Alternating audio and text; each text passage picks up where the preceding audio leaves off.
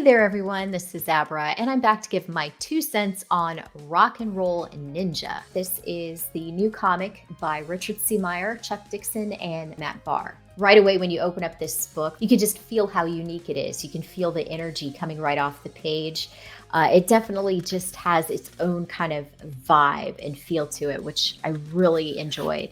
The story takes place during the Vietnam War. You have these four guys and they're battle hardened. They've had to go on several missions together. They've seen a lot of stuff. But the one thing when the book's starting out that's really driving them crazy is this horrible band that's performing at one of the bases there. And right away you see one of the guys, he can't take it anymore. You think he's having a case of PTSD, but no, he just can't stand the band. Luckily, though, they are saved when the performance is interrupted by some fire from Charlie, and the band members run away and flee. But these guys, this is, old hat to them. They're used to the horrors of war.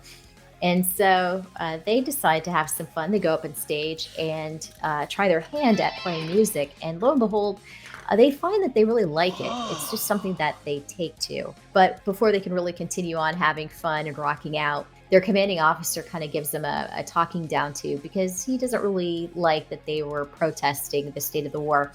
One line I like, he says, soldier has a right to bitch, to whine, to bellyache, but he does not have the right to protest.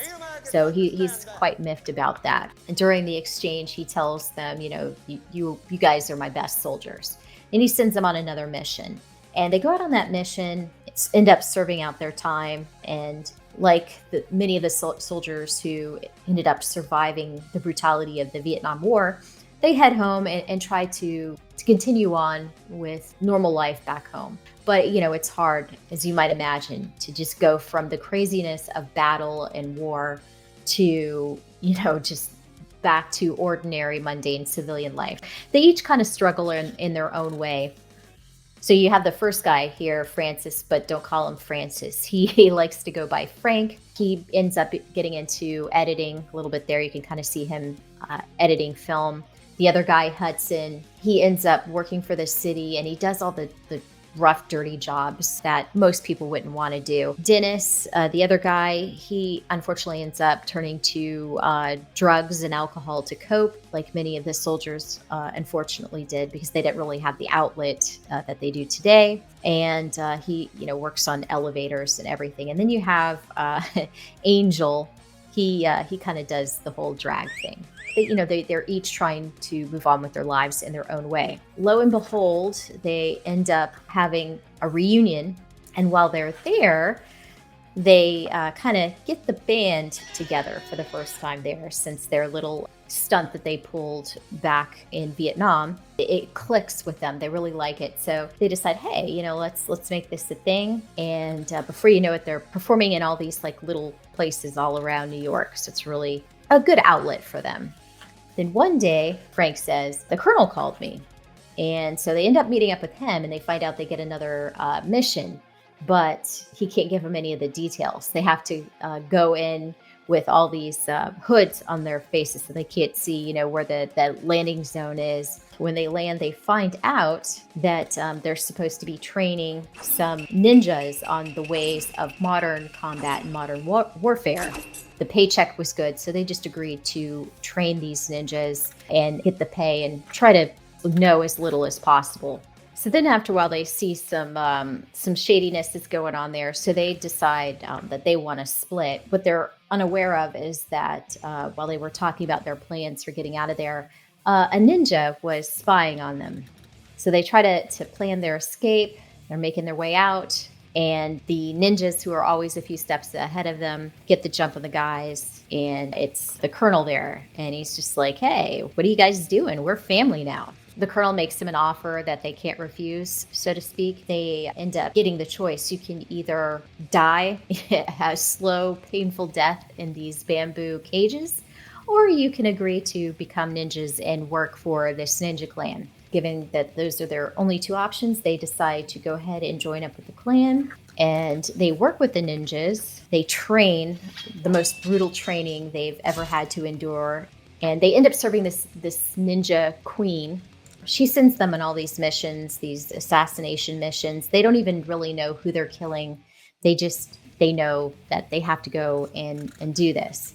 So they end up deciding to try to bail once again, and they come up with this plan, and they end up making it back to New York City. They hide out for a while because they don't want the ninjas finding them. And eventually they end up getting the band back together. And I don't want to spoil any more of the story, but there's this whole back and forth with the Ninja Clan trying to get revenge on them. And there's lots of twists and turns to the story, which I really enjoyed. The writing in Rock and Roll Ninja is top notch. I have to say that this is probably my favorite Richard C. Meyer book. I really enjoyed Jawbreakers, but I have to say that this is by far and away Richard C. Meyer's best book.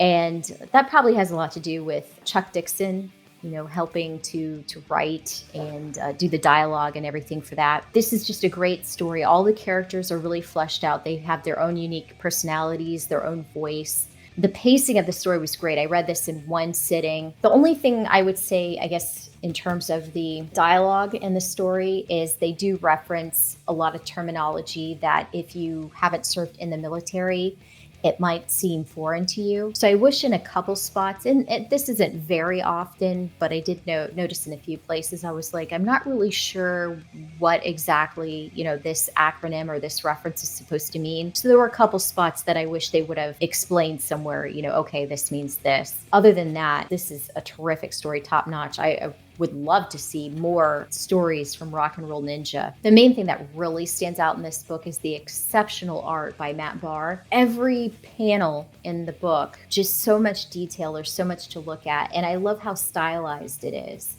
Everything's unique. It's almost like Where's Waldo, trying to pick out all the awesome little details. Just really great.